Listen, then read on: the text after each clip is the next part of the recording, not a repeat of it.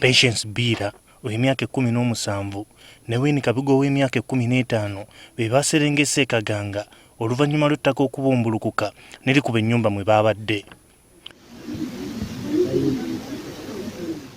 Tutegeezeddwa nti enjigi eno yagwiriddewo ababiri bano babadde beetegeka kugenda ku ssomero gye babadde basomera wabula ng'enkuba eyabadde etandise okutonnya ye yabalemesezza ne baddayo mu nnyumba.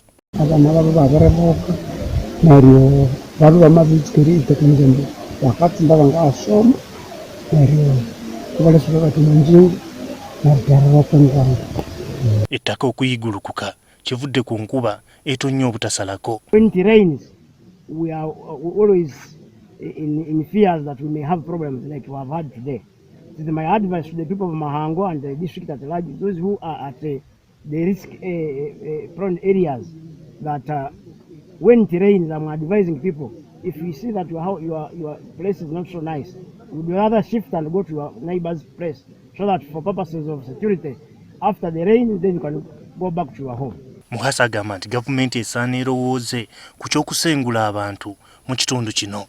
You know, government has land. We have land in Evuga. Government can assist and give us some little land, some acres, so that we can reallocate our people. But during this rainy season, at least the children or other residents should sleep in the door, in the rooms that are not connected near the walls that may cause landslides during this rainy season.